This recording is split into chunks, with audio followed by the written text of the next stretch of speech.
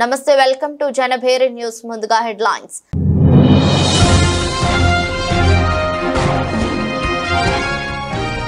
పట్టభద్రులకు ఉద్యోగాలు కల్పన ధ్యేయంగా కూటమి ప్రభుత్వం పనిచేస్తుందని అవనిగడ్డ నియోజకవర్గ నాయకులు మండలి వెంకట్రావు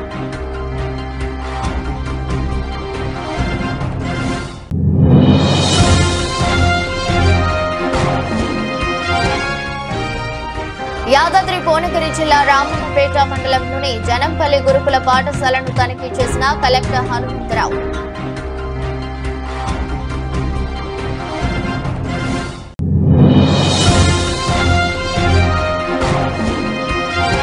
చిలుకూరు బాలాజీ ప్రధాన అర్చకుడు రంగరాజన్ను పరామర్శించడం జిల్లా ఇన్ఛార్జి ఐటీ పరిశ్రమల మరియు శాసనసభ వ్యవహారాల శాఖ మంత్రి దుద్దిల శ్రీధర్ బాబు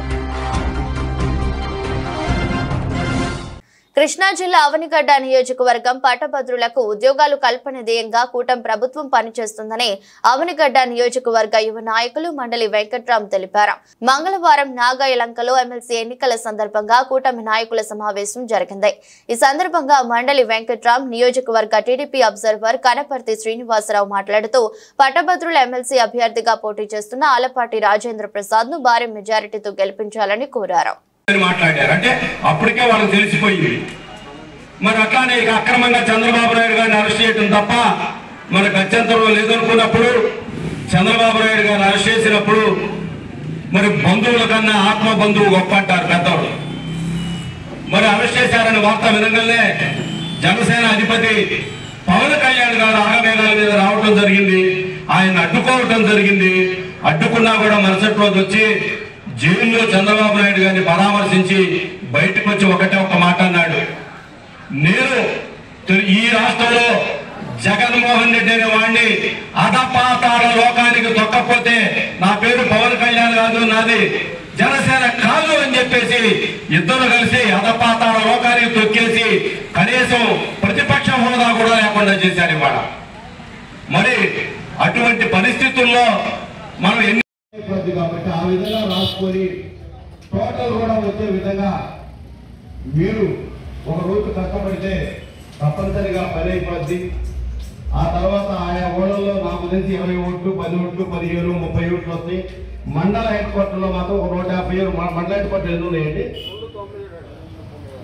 మండల హెడ్ క్వార్టర్లో తీసుకున్నప్పుడు లేకపోతే అనేక రకమైనటువంటి మాటలు పడ్డప్పుడు ఆయన ఒకటే చెప్పాడు, నన్ను నమ్మే వాళ్ళే నాతో పాటు రండి, సినిమా ఏదో వెండి తెర మీద చూపెడతా, ఎలక్షన్ అయిపోయిన తర్వాత చూపెడతా, 22 32 అనేది నాకు అంకె కాదు, నన్ను నమ్మే వాళ్ళే నాతో రండి అన్నాడు. ఆ రోజు చాలా మంది విమర్శిస్తే చంద్రబాబు నాయుడు గారు కూడా అదే చెప్పాడు. క్రమశిక్షణగా మారిపోయారు. సీనియర్ నాయకులైనా జూనియర్ నాయకులైనా పదవుల్లో ఉన్నోళ్ళైనా బహిరంగంగా ఇలా మాట్లాడటం మంచి పద్ధతి కాదు.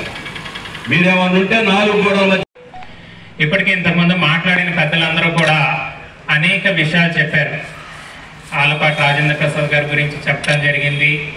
ఈ 7 నెలల్లో Telugu Desam party, Janasena party, BJP యొక్క కూటమి అధికారంలోకి వచ్చాక చేసిన అభివృద్ధి కార్యక్రమాలు కానీ ఏ విధంగా ప్రజల మధ్య వెళ్తుంది అనేది అవన్నీ కూడా ఇక్కడ వివరించడం జరిగింది. అవన్నీ కూడా ఒక పాంప్లెట్ రూపంలో కూడా వేయటం జరిగింది. 7 నెలల్లో చేసిన కార్యక్రమాలన్నీ ఒక పాంప్లెట్ వేయటం జరిగింది. అది అందరికీ కూడా ఇవ్వటం జరుగుతుంది.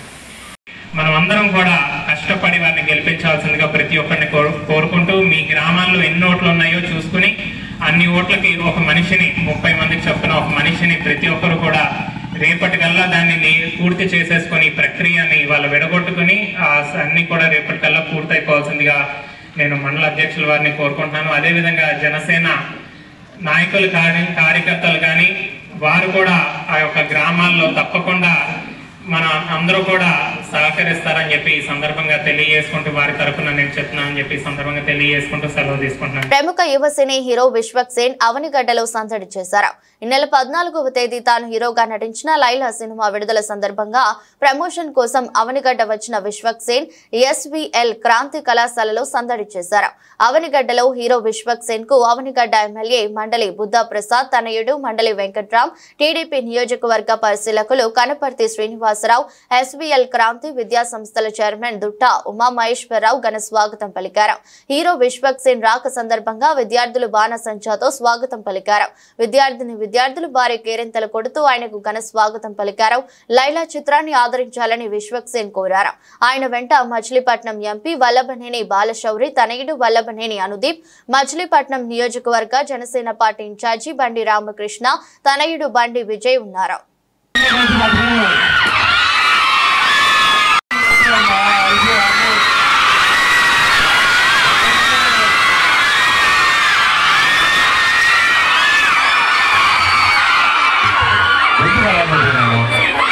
Thank you first of all అందరికీ గ్రాండ్ వెల్కమ్ ఇచ్చినట్టు ఆంధ్రలో పరిశ్రమైంది కాబట్టి ఫోటో రోజు సినిమా చూడండి. అందరూ ఖచ్చితంగా యూత్ అందరూ కమెంట్ చేసుకోవచ్చు. స్క్రీన్ లో కూర్చొని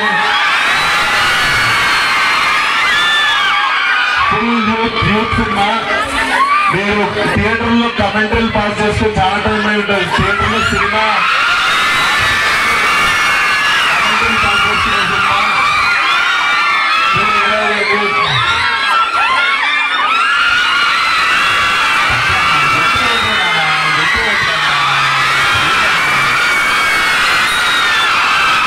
కాకినాడ జిల్లా పిఠాపురం విశ్వ విజ్ఞాన విద్యా ఆధ్యాత్మిక పీఠం నందు 97వ వార్షిక జ్ఞాన మహాసభలు ముగింపు సందర్భంగా మంగళవారం పీఠం ప్రధాన ఆశ్రమం సభలో డాక్టర్ ఉమర్ అలీషా సభ్యులకు అనుగ్రహ భాషణ చేశారు.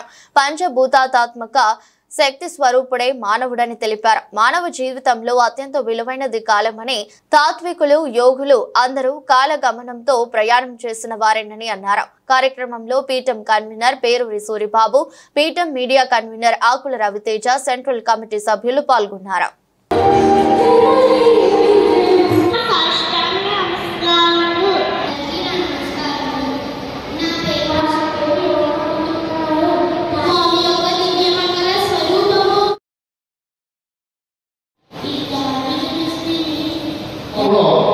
మనం చూసినప్పుడు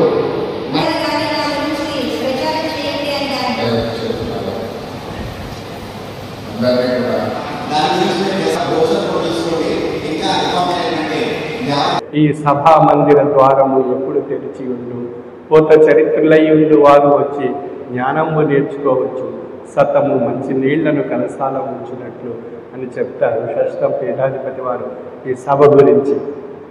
అంటే ఈ సభ మంచినీళ్ళు దాహంగా ఉండేటువంటి వ్యక్తికి మంచినీళ్ళు, ఆ కొండలో ఉండేటువంటి ఆ మంచినీళ్ళు ఎంత సునాయాసంగా దాహార్తిని తీర్చుకోవడానికి వీలుగా ఉంటాయో ఆ విధంగా ఈ సభా మందిరం కూడా మన ఆధ్యాత్మిక దాహార్తిని తీర్చుకోవడానికి ఒక చక్కని ఆహ్లాదకరమైనటువంటి చల్లని ఆధ్యాత్మిక ప్రసాదం మనం ప్రసాదింపచేస్తున్నారు.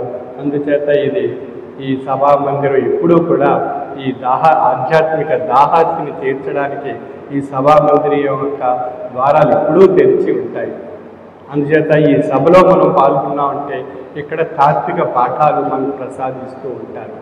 తాత్విక పాఠాలు అన్నప్పుడు ఇది బ్రహ్మ విద్య నిరింగించడు తాత్విక పాఠశాల, నానా సముపాసితంబులు అనంత కళాలసితంబులో ఉపన్యాసంబులిచ్చు సాధక జనంబు వచించెడు కాణయాచి రాకాసులనైన మోక్ష పదగాములు చేయునటన్న వింతయే అని చెప్తున్నారు. అంటే ఇది బ్రహ్మ విద్య నిరింగించడు తాత్విక పాఠశాల. భౌతిక విద్యలు ఎన్నో ఉంటాయి, మనం ఎన్నో చదువుతాం. ఎంతోమంది ఎన్నెన్నో చదువుల ద్వారా వారి యొక్క ఔన్నత్యాన్ని, వారి యొక్క ఉత్తమ విద్యాపరమైనటువంటి సంస్కారాలు, సంస్కృతి ద్వారా ఎంతో ఉన్నతంగా శిఖరాలకు చేరుకుంటూ ఉంటారు. కానీ వారికి కావాల్సింది భద్రాద్రి కొత్తగూడెం జిల్లా బూర్గంపాడు మండలం సారపాకలో విశ్వ హిందూ పరిషత్ మందిర అర్చక ప్రముఖ ఓరుగంటి సురేష్ అర్చకునిపై దాడిని తీవ్రంగా ఖండించారు. అర్చక స్వాములపై దాడి చేయడం చాలా దురదృష్టకరమని అన్నారు. హిందూ వాదులపై దాడులు చేస్తున్నారని, సమంజసం కాదని అన్నారు. ఇటీవల భద్రాచలంలో పీడీఎస్ సమావేశం నిర్వహించి అందులో రమేష్ పట్నాయక్ అనే వ్యక్తి రాములు వారు లేరని ఆరోపణలు చేశారు. ఇటువంటి ఆరోపణలు, ఇటువంటి దాడులను తీవ్రంగా ఖండిస్తున్నట్లు రాబోయే రోజుల్లో విశ్వ హిందూ పరిషత్ చూస్తూ ఊరుకోమని హెచ్చరికలు వారు జారీ చేశారు. ప్రభుత్వం తగిన చర్యలు తీసుకోవాలని కోరుతున్నారు. జై శ్రీరామ్. మన దేశం దైవభూమి, పుణ్యభూమి, ధర్మభూమి.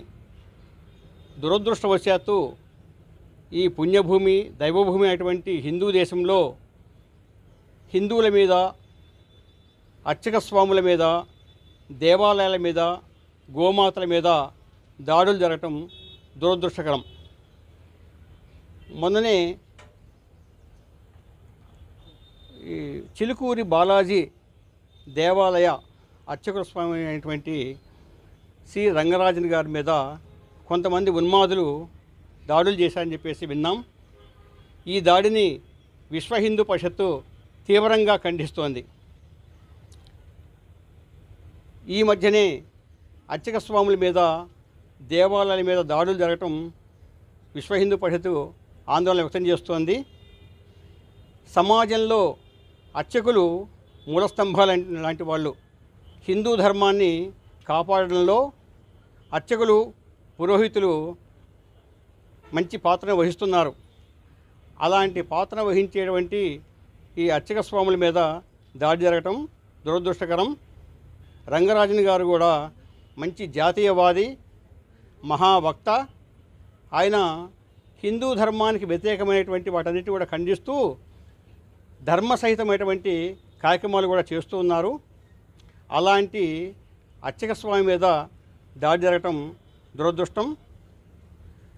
ఈ మధ్యనే భద్రాచల పుణ్యక్షేత్రంలో PDSU అనేటువంటి వామపక్ష విద్యార్థి సంస్థ అయినటువంటి విద్యార్థి విభాగం ముఖ్య అతిథిగా ఆంధ్రప్రదేశ్ విద్యా పరిరక్షణ వేదిక చైర్మన్ అయినటువంటి రమేష్ పట్నాయక్ అనేటువంటి వ్యక్తిని తమ యొక్క రాష్ట్ర మహాసభలకు ఆహ్వానించి శ్రీరామచంద్రమూర్తిని, రామాయణాన్ని దగ్గర ఉండి కించపరుస్తే చూడటం జరిగింది.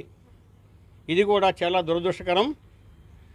ఆ మహానుభావుడు రాముడు పుట్టలేదని చెప్పేసి, రామాయణం మొత్తం కల్పితమని చెప్పేసి ఇలా చెబుతూనే శంభూకుడైనటువంటి దళితుడిని రాముడు వధించాడు, మనందరికీ ఎలా ఆదర్శవంతం అవుతాడని చెప్పేసి కూడా ప్రశ్నించారు. ఓరి పిచ్చివాడా, రాముడు లేడు, పుట్టలేనప్పుడు శంభూకుని వదలను ఎట్లా నమ్మావు? ఇలా భద్రాచల పుణ్యక్షేత్రం అంటే రామక్షేత్రం, ధర్మక్షేత్రం. ఈ రామక్షేత్రంలోకే నీవు వచ్చి రాముడిని కించపరచడం నేరం కూడా. ఇది హిందువుల యొక్క మనోభావం దెబ్బతిన్నది. ఇలాంటివి అర్చక స్వాముల మీద దాడులు కానీ, హిందూ దేవీ దేవతలు కానీ కించపరచడం కానీ, దేవాలయాల మీద దాడులు జరగడం కానీ ఇలా పునరావృతం అయినట్లయితే విశ్వ హిందూ పరిషత్ చూస్తూ ఊరుకోదు. మేము హెచ్చరిస్తున్నాం. ఇలాంటి విషయాలు ప్రభుత్వాలు పట్టించుకొని హిందూ ధర్మం మీద దాడులు జరగకుండా చూడాలని చెప్పేసి మనవి చేసుకుంటున్నాం. జై శ్రీరామ్. చిలుకూరు బాలాజీ ప్రధాన అర్చకుడు రంగరాజన్ను జిల్లా ఇన్ఛార్జి ఐటీ, పరిశ్రమల మరియు శాసనసభ వ్యవహారాల శాఖ మంత్రి దుద్దిల శ్రీధర్ బాబు పరామర్శించారు. ప్రభుత్వ చీఫ్ విప్ డాక్టర్ పట్నం మహేందర్ రెడ్డి, ఎమ్మెల్యే కాళే యాదయ్య, సీనియర్ కాంగ్రెస్ నాయకుడు వి హనుమంతరావులతో కలిసి మంత్రి శ్రీధర్ బాబు బాధితుడు రంగరాజన్ను కలిసి ఆరోగ్య పరిస్థితిని ఆరా తీసి దాడి ఘటన గురించి అడిగి తెలుసుకున్నారు. ఈ సందర్భంగా మాట్లాడుతూ దేవుని పేరు, రాముని పేరు మీద దాడులు చేయడం దురదృష్టకరమని, దాడిని తీవ్రంగా ఖండిస్తున్నారు. నిందితులను ప్రభుత్వం కఠినంగా శిక్షిస్తుందని, చిలుకూరు బాలాజీ దేవాలయం వద్ద భద్రత పెంచమని ఆదేశిస్తున్నామన్నారు.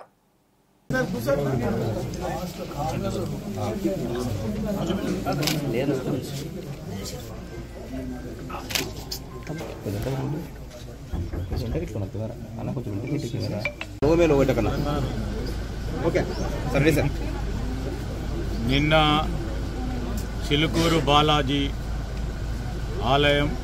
ఆలయానికి సంబంధించిన ప్రధాన అర్చకుడు సౌందర్య రాజన్ వారిపై జరిగిన దాడిని, సౌందర్య రంగరాజన్ గారి పైన జరిగిన దాడిని ప్రభుత్వం తీవ్రంగా ఖండిస్తూ ఉంది.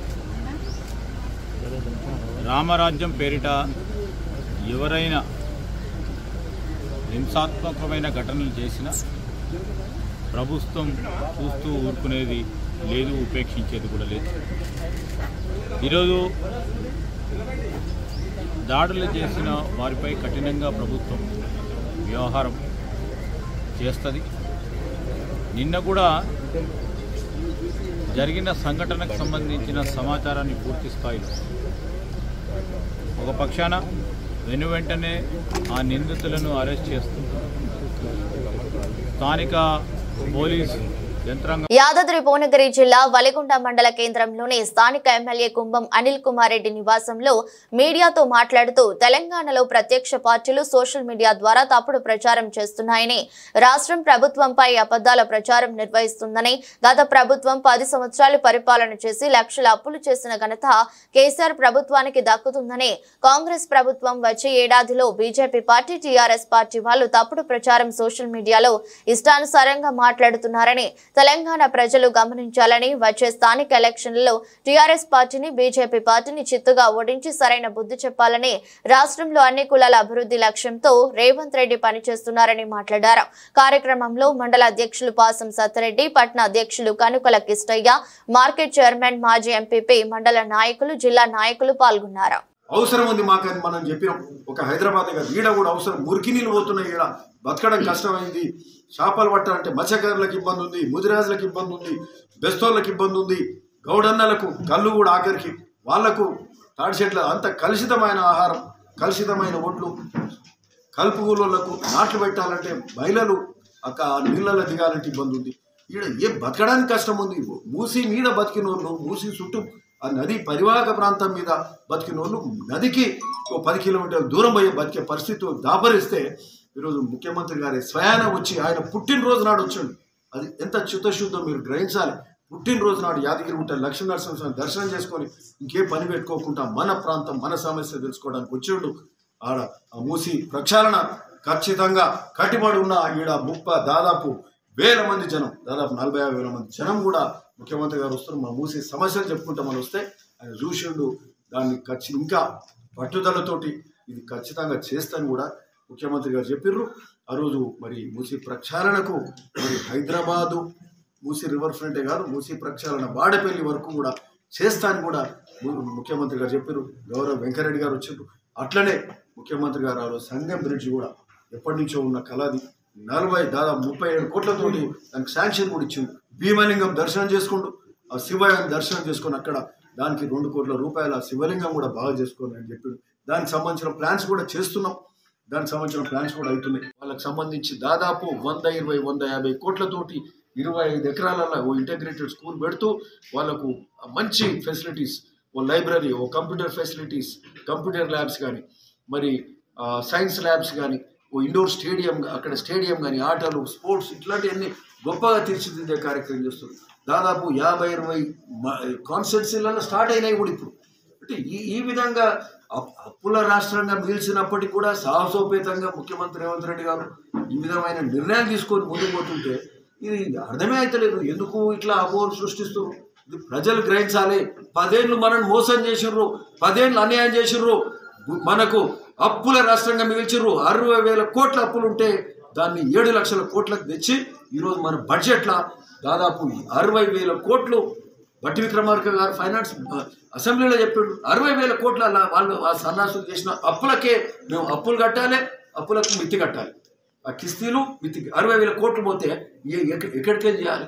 సో ఇబ్బందికర పరిస్థితులు అయినా కూడా ఇవన్నీ కూడా అడ్జస్ట్ చేసుకొని మా బట్టి విక్రమార్క గారు ముఖ్యమంత్రి గారు కూర్చొని ఫైనాన్స్ను మరి పకడ్బందీగా చేస్తూ అందరికి మేలు చేసే కార్యక్రమం ఈ రాష్ట్రంలో జరుగుతుంది. ఇనిషియల్గా ఇన్ని పథకాలు పెట్టినప్పుడు, ఎక్కువ పథకాలు పెట్టినప్పుడు ఎందుకంటే ప్రజలకు మేలు చేయాలి, అన్ని విధాలు అందరికి మేలు కావాలి. 10 ఏళ్ళు నష్టపోయారు, ఇల్లు కావాలి, రైతు రుణమాఫీ కావాలి, రైతు భరోసా కావాలి, రైతు భరోసా పెంచాలి. రైతు భరోసా కూడా మొదలుపెట్టినాం. ఈరోజు మొన్న ఇప్పుడు 2 ఎకరాల మిత్రులకు సహచర మా కాంగ్రెస్ పార్టీ నాయకులు కార్యకర్తలు అందరికీ నమస్తే. ఈరోజు ఇక్కడ పొలిగొండలో మరి ప్రెస్ మీటుకు మీ అందరూ కూడా ఇవ్వడం జరిగింది.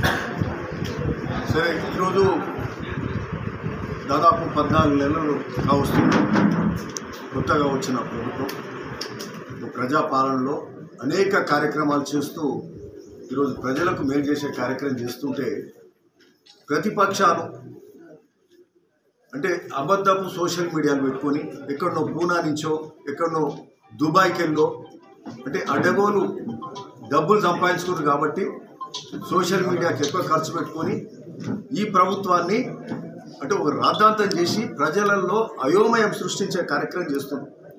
ఏదో తప్పు జరుగుతుంది, ఏదో సరిగ్గా లేదు రాష్ట్రంలో అనేది ఒక అనిశ్చిత పరిస్థితి తీసుకొచ్చే కార్యక్రమం ఈ టీఆర్ఎస్ ప్రభుత్వం చేస్తుంది, టీఆర్ఎస్ పార్టీ చేస్తుంది.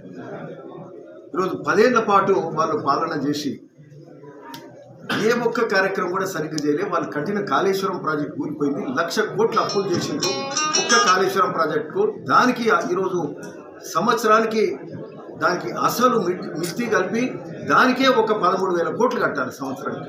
అంటే భద్రాద్రి కొత్తగూడెం జిల్లా చర్ల మండలంలో 6 గ్యారెంటీలు అమలు చేయాలని, ఇందిరమ్మ ఇల్లు అర్హులైన వారికి రేషన్ కార్డులు ఇవ్వాలని, భూమి లేని పేదలకు భూమి ఇవ్వాలని కోరుతూ ఎంఆర్ఓ కార్యాలయం వరకు ప్రదర్శన ధర్నా నిర్వహించి వినతి పత్రం సమర్పించారు. కార్యక్రమంలో సిపిఐ ఎంఎల్ న్యూ డెమోక్రసీ రాష్ట్ర కార్యదర్శి వర్గ సభ్యులు కామ్రేడ్ ఆవునూరి మధు ప్రసంగించగా, ఈ కార్యక్రమంలో భద్రాచలం డివిజన్ కార్యదర్శి ముసలి సతీష్, డివిజన్ నాయకులు జక్కం కొండలరావు, కప్పల సూర్యకాంతం, సమ్మక్క తదితరులు ఉన్నారు.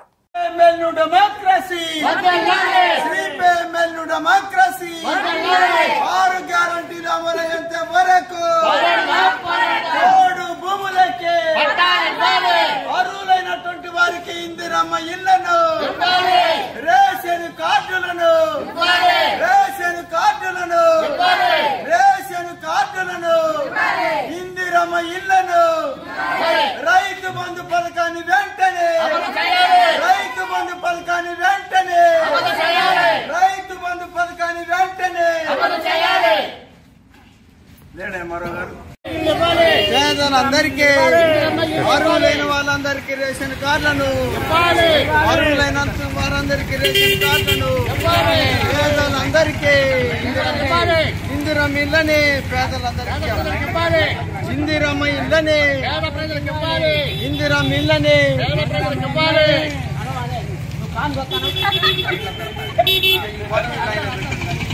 పేదలందరికీ ఖాళీ ఇళ్లను, పేదలందరికీ ఇందిరమ్మ ఇళ్లను. యాదాద్రి భువనగిరి జిల్లా రామన్నపేట మండలంలోని జనంపల్లి గురుకుల పాఠశాలను తనిఖీ చేసిన కలెక్టర్ హనుమంతరావు ప్రిన్సిపల్ రాజా పనితీరుపై ఆగ్రహం వ్యక్తం చేస్తూ షాకోస్ నోటీసు జారీ చేసిన కలెక్టర్ వారం రోజులలో పనితీరు మారకపోతే చర్యలు తీసుకుంటామని హెచ్చరించారు. ఈ సందర్భంగా ప్రిన్సిపల్ మరియు స్టాఫ్ తో రివ్యూ మీటింగ్ నిర్వహించారు.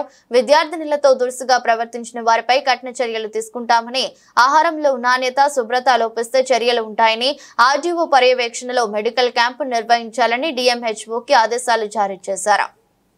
జనంపల్లి రెసిడెన్షియల్ స్కూల్కి సర్ప్రైజ్ ఇన్స్పెక్షన్ కోసం రావడం జరిగింది. నేను ఆర్డీఓ గారు, తహసీల్దార్, ఎంపీడీఓ. నిన్న పేరెంట్స్ మీటింగ్లో వాళ్ళు కొన్ని అసౌకర్యాలని చెప్పడం, తర్వాత అది కొన్ని పత్రికా వార్తలు రావడం, దీంతో సడన్గా ఇక్కడ ఇన్స్పెక్షన్ రావడం జరిగింది. దీంట్లో మాకు నిర్లక్ష్యం కనపడుతుంది. సో ప్రిన్సిపల్ వైపు నుంచి కావచ్చు, ఇతరత్ర వాటి నుంచి నిర్లక్ష్యం క్లియర్ కనపడుతుంది. ఉన్నది చిన్న వ్యవస్థ. ప్రిన్సిపల్ అనే వ్యక్తి పూర్తిగా వ్యవస్థని పూర్తిగా తిరుగుతూ టూరింగ్ చేస్తూ చేసుకోవాల్సిన అవసరం ఉంది. సో అదేవిధంగా ఇక్కడ పిల్లలతో కూడా ఇంటరాక్ట్ చేస్తే స్నానం చేసిన తర్వాత చిన్న ఇచ్చింగ్ వస్తుందని, కోతుల బెడద విస్తృతంగా ఉందని, అంటే కోతుల బెడదకేమో పెద్ద ఎత్తున సోలార్ ఫెన్సింగ్ చేయటం, అది జిల్లా కలెక్టర్ స్టేట్ లెవెల్లో ఉంటుంది. కానీ చేయాల్సినటువంటి పనులు క్లీనింగ్, శానిటేషన్, ఇతరత్ర ఏవైతే ఉన్నాయో చేసుకుంటుంటే అవసరం ఉంది. ఇక డైనింగ్ హాల్లో కూడా కొంత నీట్నెస్ అనేది కనపడలేదు.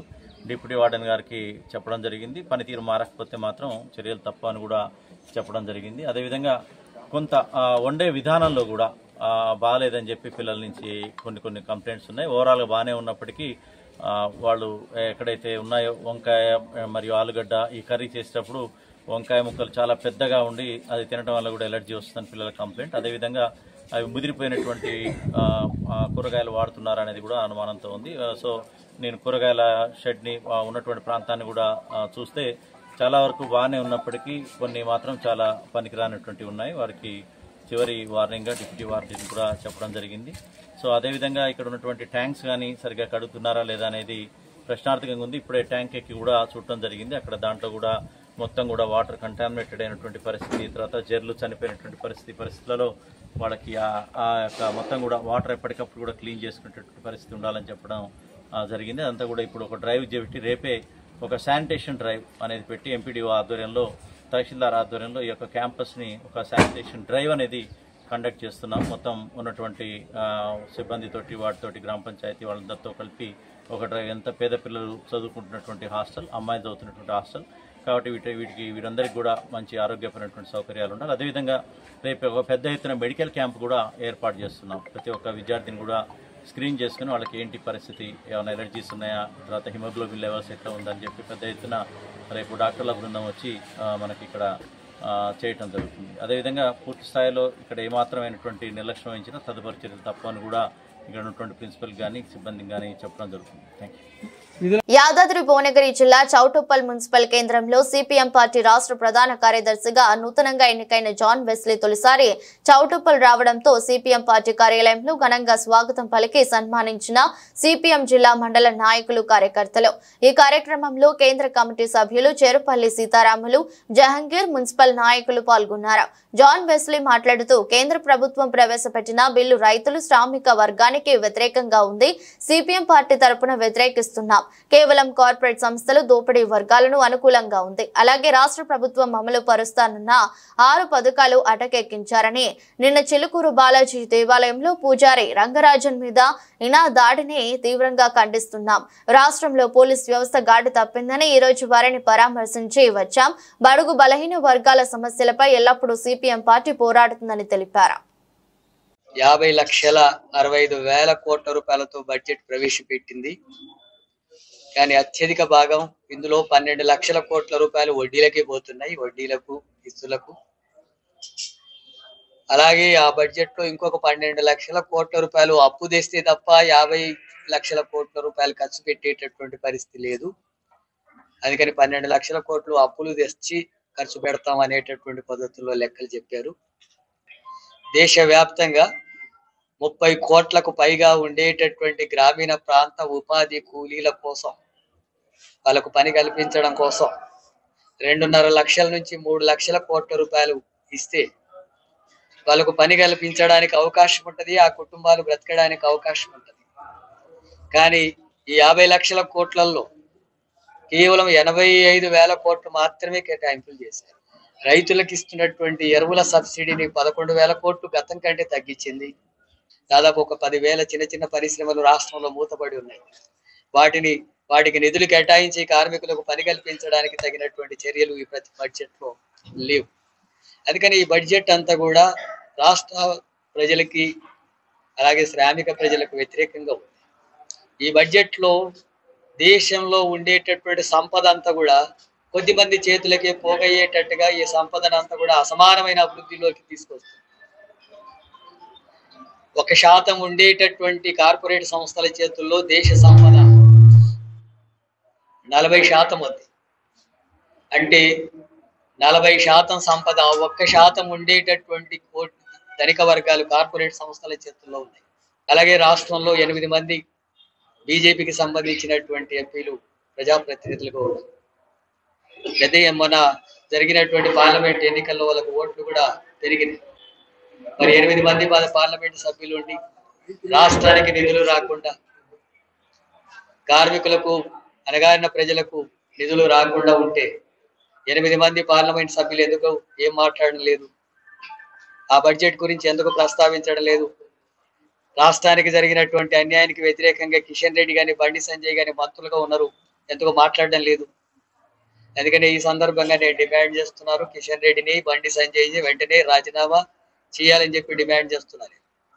అలాగే మొత్తం 8 మంది మిగతా పార్లమెంటు సభ్యులు కూడా ఈ రాష్ట్ర ప్రయోజనాల కోసం అక్కడ పోరాడి సాధించండి, లేకపోతే మీ పదవులకి రాజీనామా చేయండి, లేకపోతే తెలంగాణ రాష్ట్రంలో ప్రజలు వెంటబడి తరిమి కొట్టేటటువంటి పరిస్థితులు వస్తాయి మీకు అని చెప్పి హెచ్చరిస్తున్నారు. అలాగే మన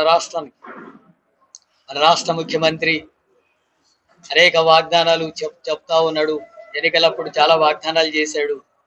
కానీ ఇప్పుడు అధికారంలోకి వచ్చిన తర్వాత చూస్తే రాష్ట్ర వార్తలు ముగించే ముందు మరోసారి హెడ్లైన్స్.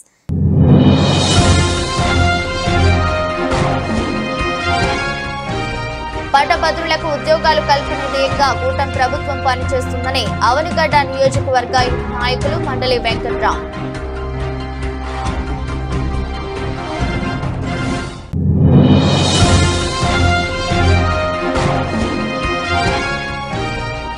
యాదాద్రి భువనగిరి జిల్లా రామన్నపేట మండలంలోని జనంపల్లి గురుకుల పాఠశాలను తనిఖీ చేసిన కలెక్టర్ హనుమంతరావు.